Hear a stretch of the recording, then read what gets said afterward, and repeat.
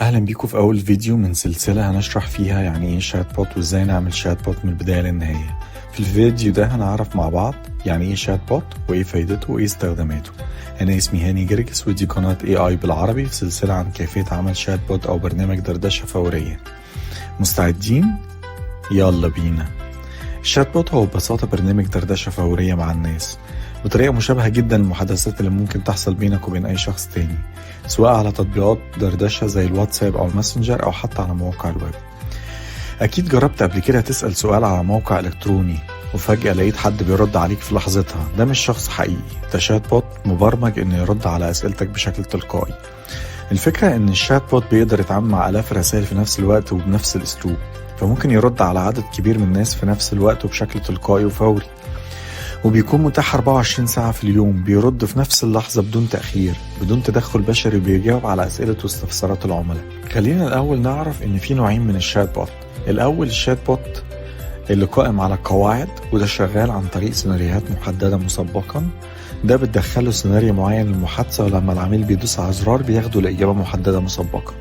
يعني لو قلت له كلمة معينة هيجاوبك برد مجهز، زي مثلا ما تدوس على هل تريد التحدث مع أحد؟ نعم أو لا. لو دوست لا مش هيحولك على حد، لو دوست نعم هيحولك على حد. لكن مش هيقدر يتعامل مع أي حاجة خارج السيناريوهات دي، زي البوت اللي ممكن نعمله على برنامج تيديو أو ميني شات أو غيرهم من البرامج التانية اللي ممكن تعمل لك شات بوت مبني على قواعد. النوع التاني بقى اللي احنا هنتكلم عنه في الفيديوهات اللي جاية. الشات بوت ده معتمد على الذكاء الاصطناعي، وبيكون عامل زي شات جي بي تي مثلا. النوع ده مختلف لأنه بيتعلم وبيفهم الكلام اللي انت بتكتبه حتى لو السؤال معقد. مش بس كده، ده كمان بيفهم النية من كلامك مش بس الكلمات نفسها، وبيجاوب على حسب معطيات محددة انت بتعلمه عليها، وده اللي هنتكلم عنه في فيديوهاتنا. طيب ليه الشات بوتات الفترة دي بقت مهمة للناس بالشكل ده؟ ببساطة لأنها بتوفر الوقت والمجهود. سواء كنت بتدير بيزنس أو حتى طالب، الشات بوت بيساعدك تتعامل مع الأسئلة المتكررة والطلبات البسيطة بشكل فوري. يعني مثلا في خدمة العملاء، الشات بوت بيساعد في حل الأسئلة الشائعة المتكررة زي مكان كوفين أو العنوان أو ممكن رقم الموبايل للتواصل وغيرها من الأسئلة كتير اللي بتجيلك مكررة. في التجارة الإلكترونية بيقترح منتجات بناء على اهتمامات العميل. في الرعاية الصحية ممكن مثلا يحجز مواعيد طبية. حتى في التعليم ممكن يكون الشات بوت هو المدرس أو المساعد اللي بيساعدك في حل الواجبات. أو في الترجمة، أو حتى لو عايز تتعلم لغة جديدة يساعدك تتعلم لغة جديدة. وعلشان كده الشات بوتات بقت جزء أساسي من الشركات والمنظمات. بس لو فاكر إن إنشاء الشات بوتات دي موضوع معقد، لا أبدا. أنا جايلك مستقبل وبقولك إن الموضوع سهل وبسيط. وهنا هنتكلم على أدوات مختلفة زي أداة فلووايز اللي هتساعدك تبني شات بوت بسهولة، شات بوت بالذكاء الاصطناعي. والنهاردة هنتكلم عن أول أداة فيهم، زي أداة مثلا فلووايز. في منها في أدوات تانية كتير غير أداة فلووايز ممكن تكون مفتوحة المصدر، بس أنا برشح فلووايز لأنها أداة سهلة وبسيطة والسوفت وير بتاعها مجاني. هي أداة مفتوحة المصدر بالكامل، بتستخدم فريم وورك اسمه لانج تشين. ولو مش عارف ايه هو لانج تشين، هو ببساطة فريم وورك بيساعد المطورين انهم يبنوا تطبيقات وبرامج دردشة بالذكاء الاصطناعي. بقى مشهور جدا في الفترة الأخيرة دي. المشكلة الوحيدة انه بيتطلب خبرة في البرمجة، ممكن نبقى نخصص له حلقات معانا. اللي شبه الفلووايز حاجة اسمها لانج فلو، برضه هنتكلم عنها وهنخصص لها حلقات معانا. اللي بيميز فلووايز انك بدل ما بتقعد تكتب اكواد معقدة ممكن بكل بساطة تستخدم واجهة بسيطة.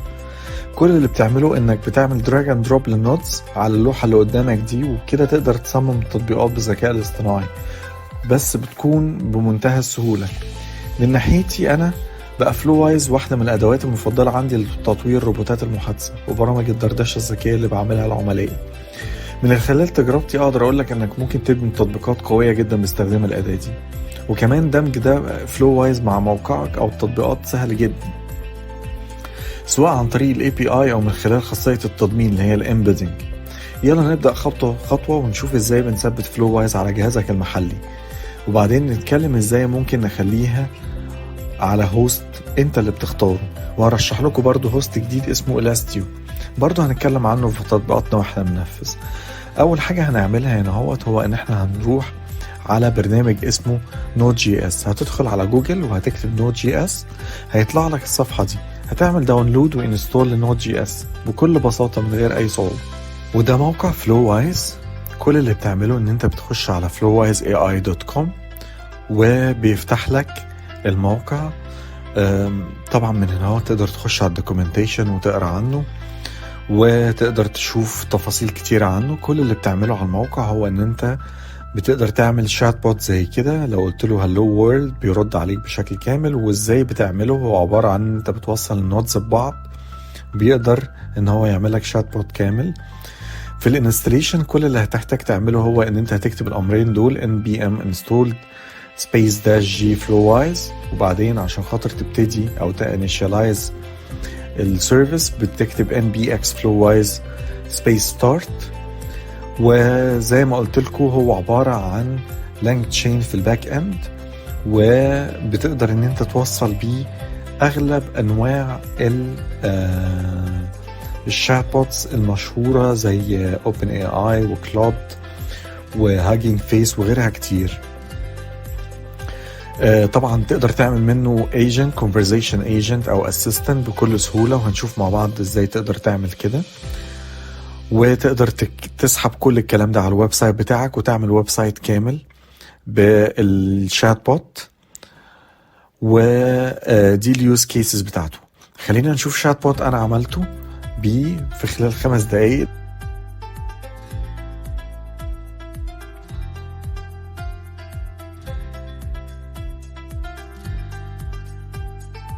بمجرد ما سألته هو رد عليا.